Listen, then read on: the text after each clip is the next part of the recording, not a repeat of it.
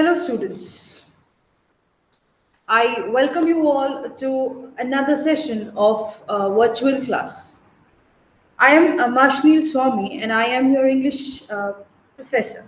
As you all know that we have almost completed all our syllabus and now uh, we are at the end of completing your syllabus.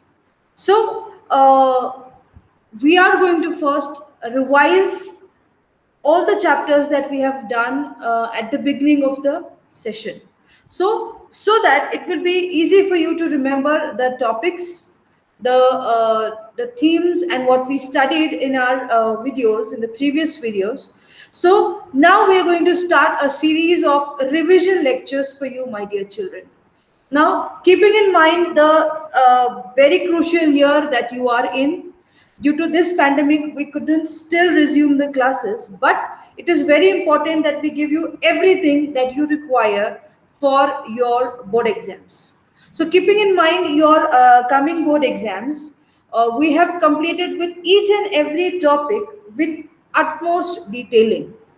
Okay, so we cannot say that we have completed in a hurried manner. No, each lesson was taught to you in a series of 3 to 4 videos, and I hope you all have seen that. Most of the students have also completed the assignments. So now I am going to revise and recapitulate whatever I have taught, the lessons, the poems that I have taught you. Personally, I'm going to revise them and we are going to do some activities based on those lessons. Now, so that you don't forget with the point of view, and the aim is that it just gets fresh in your mind, we will revise those lessons. And very soon, we are also going to get a lecture, the series where you will be given a question bank to solve, and for practicing the sets of grammar questions will also be provided. Okay, so let us begin. In this video, in today's lecture, we are going to summarize, or we are going to revise the two poems that we have learned. The first poem is The Indian Weavers, and the second poem is Father Returning Home. One by one, I am going to again discuss with you. I'm going to give you the gist of the poem. We are going to learn the summary of the poem. And we are also going to learn the literary terms, the poetic devices that the poet has used in the poem. Okay, so let us move on to the first poem that we are going to learn today is Indian Weavers. Now, this is the second poem of your unit 2. Okay. Now, it might come to your mind, ki, why not 2.1? Now, different teachers have dealt and taught you different poems. So, the respective teachers would be revising the lesson that they have taught. So, I have taught you this poem. So, I am going to revise this poem for you. Okay. So, today we are going to learn the first poem of the day is Indian Weavers.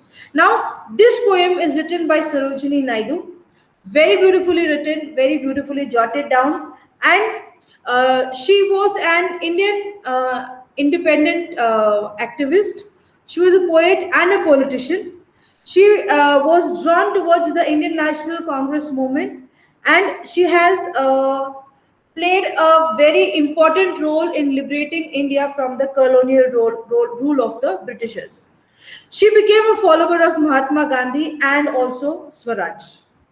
Now, Sarojini Naidu is widely known for her poetries.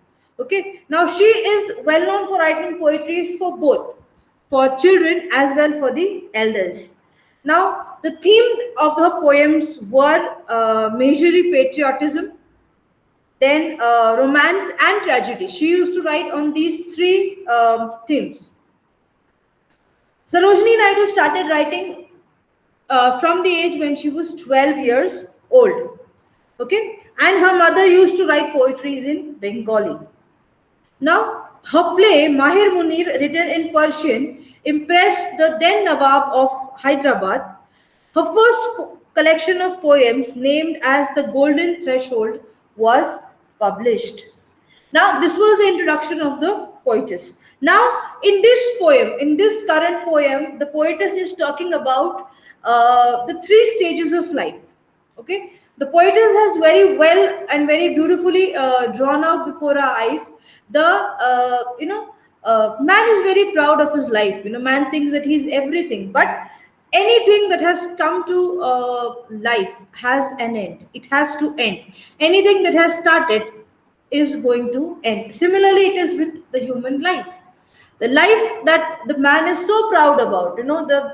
There are three stages of life: birth, the youth, the old age, which symbolizes death. So, in this poem, the poetess has very beautifully chalked out, and she has given us the three stages of life with the help of the examples of Indian weavers. The weavers are the people who weave clothes. Now, these weavers are shown to be weaving clothes at three different times of the day: in the morning before the sun is rising, then in the evening, and then at night. Now, these weavers are symbolizing the three types of garments or three clothes that they are weaving. Okay, that is what we are going to see in this poem, Indian Weavers. The poet talks about the three different garments. Now, garment means clothes. The poetess is talking about the three different garments and three different times of the day. Now, what are the different times of the day that the poet is talking? The poetess is firstly talking about the time before the sun rises, then in the evening time, and then the night time. Each stanza of the poem represents the important aspect of human life. Now, the poem is written in three stanzas. There are three paragraphs to the poem. And in the three stanzas, we learn about the three different aspects of human life. The first stanza is talking about the birth of a human being. Second stanza, it's talking about the youth, the young age of an individual. And the third stanza, the last stanza, the poet is talking about old age, that means death. Okay, the colors are also used very beautifully in each stanzas. Now you have to understand the importance of the colors, the imagery that the poetess is using in the poem. Now these colors add more life to the poem. Now different garments are associated with different colors. Okay, and each color associated is having a deep meaning that we are going to also study in today's video. Okay, so let us move on with the first poem that we are going to revise today. That is the Indian Weavers.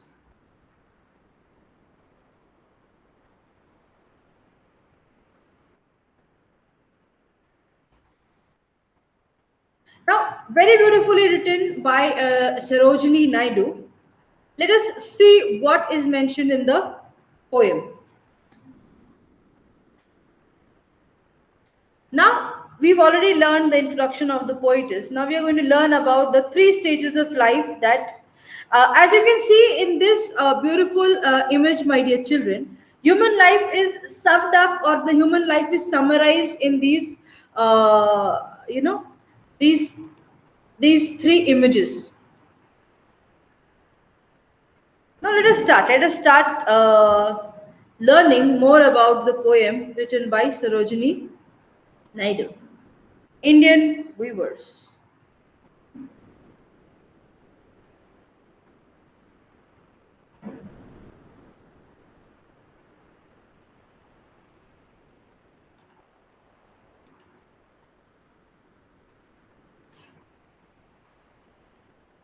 Now, the first stanza of the poem goes like,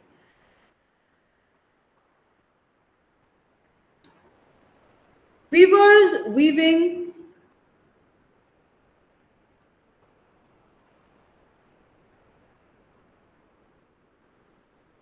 okay. Now, the first stanza of the poem goes like, the weavers weaving at break of day. Why do you weave a garment so gay? Blue as the wing of a halcyon wild, we weave the robes of a newborn child. Now, my dear children, I want you to be with your textbook. We are on page number 100, and I want you to mark and write down the new words that I'm going to give you, the figure of speech that is used in this poem. Now, the weavers are weaving at the break of the day. The break of the day here means the beginning of the day. Okay, subah ho rahi hai, subah ho nahi chuki, subah ho rahi hai. It is what you call as the dawn. Okay, why do you weave a garment so gay? They are weaving a happy garment. Now gay here symbolizes happiness, or you can also say it symbolizes life. Blue as the wing of a halcyon wild. Now halcyon is a bird. Okay, uh, we weave the robes of a newborn child. The poetess is saying, the weavers are answering to the poetess that they are weaving a robe or a garment for a newborn baby. That means a life has just been born. Now, morning time, they are weaving a happy garment, the garment which is as blue as the wing of the halcyon bird. Okay, so they are weaving a garment for a child who has just been born. Now, in the second sentence, there is imagery that has been used, the imagery of a halcyon bird, and the figure of speech used is simile. Okay, just underline it and write it down as simile. Okay, moving on to the second stanza of the poem. The second stanza goes as, weavers weaving at fall of night. Weavers weaving at fall of night. Now, the fall of night here means the evening. Underline that and you have to just write that, evening. Break of the day means sunrise. Fall of night means it is evening time or it is the time of dusk, in other words. Why do you weave a garment so bright? Now, what garment are they weaving? In the first stanza, they wove a garment for a newborn child. In the second stanza, they are weaving the garment which is very bright, like the plumes of a peacock, purple and green. Now, the plumes of a peacock. Now, what imagery comes to your mind? Yes, it comes to your mind the beautiful peacock, the colorful peacock, in the rainy season when it just opens its wings and it dances in the rain. It comes before your eyes. So, a garment as bright and as colorful is being prepared or is being weaved by the weavers. Now, here they are weaving the garment for the marriage. We weave the marriage veil of a queen. Okay, now veil is the garment that with what you cover your head. Okay, so they are weaving at the evening time, they are weaving a garment for a marriage. Okay, and you know what type of clothes the bride and the bridegrooms wear when in their marriages. Very colorful, very pretty, and the colors are so wonderful. Similarly, now in this stanza we are dealing with the which stage of life one gets married. Yes, you might be thinking what ma'am is asking such a question. Yes, now in the second stanza, we have come to the second stage of a man's life or a human being's life, that is the youth. Okay, so the question the writer, the poet is asking the weavers, why are you weaving a garment so bright? And what time of the day is it? It is the time with the fall of night. It is the time when the sun is setting. It's the evening time. Okay, and at that time, the weavers are answering, we are weaving a garment for the queen's marriage, the veil of a queen. Okay, again the figure of speech that has been that is used here is alliteration and simile in the second stanza. Okay, very beautiful. The first stanza, the bird mentioned there was a halcyon bird. The second stanza, the second bird that is used is a peacock. Now, why these birds are used? The birds are used here for the colors, okay, to show the colors associated with them and to bring the effect to the poetry. The third and the final stanza, my dear children. Weavers weaving solemn and still. Now, solemn and still means without any movement. They're in one place, formal and a dignified position. Now, still means the word still here means not moving and not making any sound. Now the weavers have become still. The weavers are not moving, they are in their place and doing their work in a serious mode. What do you weave in the moonlight chill? Now you know when does the moon comes? Of course, at the night time. Now the weavers are weaving at the under the moon. It's time of the night and the moon is shining in the sky. It's a chilly night. White as a feather and white as a cloud. I repeat the sentence. White as a feather and white as a cloud. We weave a dead man's shroud. I'll read the last paragraph again. It is very important, it is symbolic, and we need to understand. Now, first stanza, we learned that they are weaving the robe of a newborn child. Second stanza, they are weaving for the marriage. They are weaving the garment for the marriage. And the third stanza, they are weaving at the moonlight and they are weaving a dead man's shroud. Now, shroud is the garment or the cloth in which a dead body is wrapped. जो सफेद कपड़ा होता है जिसमें हम एक dead person को rap करते हैं. We also call it कफन in Hindi. So now at the night, at the last part of the day and the last part of a man's life, morning, evening, night, birth, youth, and old age, that means death.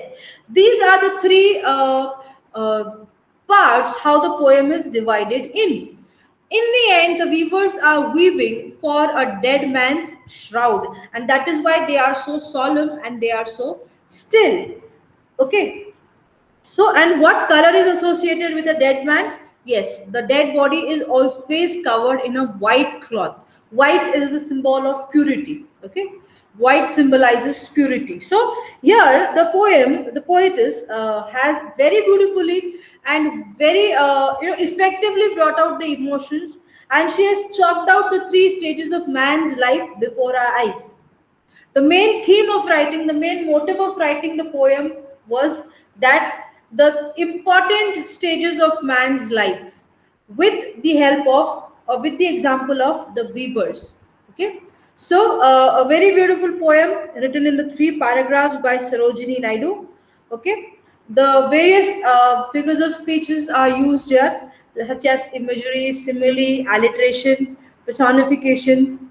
Okay, the color used here is very important from your exam point of view. Which part of the day, which garment, and what color. Okay, ये बहुत important है, आपको ये समझना पड़ेगा.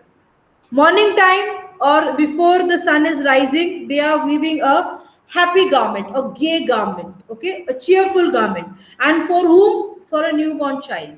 Then the second part of the day is when the fall of night, when the evening is about to come. What are they weaving? What color? It is colorful like the plumes of the peacock, the feathers of the peacock. And for whom are they? What occasion are they weaving? They are weaving for the marriage of a queen. The last part of the day, in the moonlight, they are weaving a white shroud, a white garment for a dead man. Very beautifully, I hope you have understood that. Read the poem, study the poem carefully. You know how you approach a text and how you approach a poetry. There is a lot of different in dealing with these two forms of literature. Okay, when you are dealing with a poem, you have to understand the technicalities, the rhyming words, the meter that has been used, the rhyming scheme that has been used by the poetess. This is how you have to critically analyze and understand a poem. Now, there are various rhyming words also that has been used, such as day, gay, wild, child, night, bright, then still, chill. Okay, and then you have to write the critical appreciation of the poem. Now, appreciation, I have already done with you. A separate video is there. You can go to the YouTube. You can find on our college website, the college channel, that separate video I have made on the appreciation of poem of Indian weavers. Attempt that question in the similar manner. Okay, I hope that I have justified the poem. I have taught it to you again. Okay, I have revised the poem for you. Now let us move on to the second poem of today, that is Father Returning Home. Quickly move to the page number 116. Okay, be ready with your textbooks. Okay, because it's a revision video, we have to just sum up. You have to be ready with a paper and a pen. Note down the points that I'm giving you. It is very important from an exam point of view. Okay, in the upcoming videos, also I am going to give you some tips and tricks for your board exam that you have to keep in mind. so that you save your time, so you don't waste your time, you attempt your paper fully. For language papers, the biggest problem of you children is that you cannot finish your paper on time. Okay.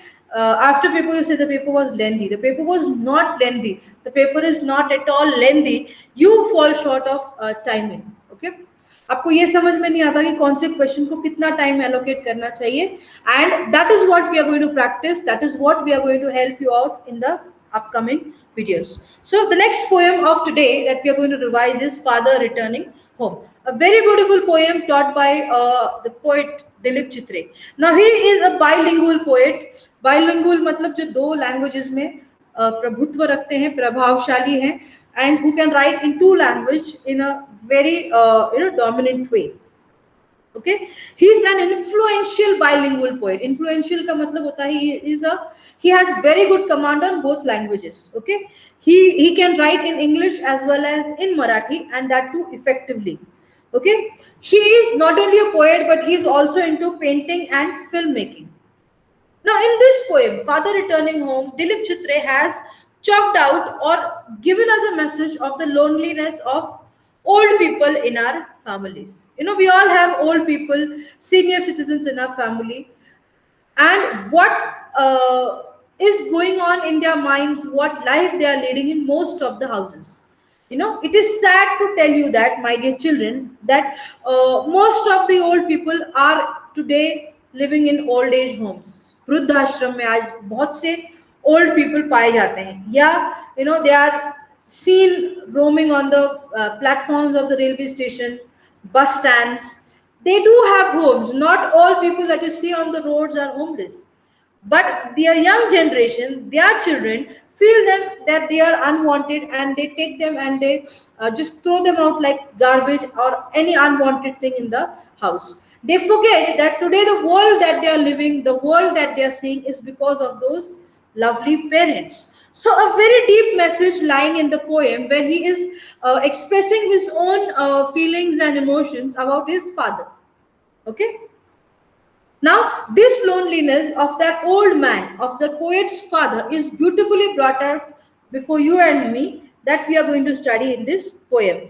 Any old man, you take any old man, and his life, entire life he slogs or he works hard for his family, and in the end, what he expects, end ka matlab hai, at the end of his life, when he gets tired, when the energy loses, when a person becomes old, what he faces is, his eyesight becomes weak, his strength reduces, he cannot walk, he starts shivering.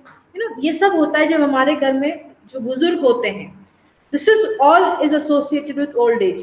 And as we learned in the previous poem, Indian weavers, we are all going to become old. We are all going to go through the phase of life. Nobody is going to live forever. Nobody is eternal except God. We are all going to become old, and we are all going to die. So this monotonous life of that old father, when people become old, you have grandparents at home. What food they eat is very less. They don't even have a proper diet. People have to force them to eat, where they are taken good care of. I don't say that everybody in all houses the same situation is there. The diet reduces because they don't have the energy to digest. They don't have any energy. So in this poem, let us see what beautiful message he is giving to you and I. In this poem, Dilip Chitre is touching the life of all of us, where he draws the portrait of a suburban commuter. Now, the poem starts where the father is traveling in a train. Okay, the father is traveling, and the father is returning home. When he is returning home, he is not talking to any of the passengers. He is traveling all by himself. Okay, and a forced alienation at home. Now, forced alienation का मतलब यहाँ पे ये होता है कि he is forced to stay alone in the house. Okay. Now, in the coming stanzas, we see that how he is forced to eat stale food, the lack of sharing and caring with the family. The family members are not sharing not caring for him. Okay, he has to eat stale food. Stale food का मतलब होता है बासी खाना जो बच जाता है एक दिन पहले का. Okay, the hardworking father is forced to retire into solitude. Okay, solitude where he is forced to stay alone without any involvement of his family in his life. A very painful message that the poet is giving here in this poem. We are going to deal this and discuss this in the coming poem. Okay, so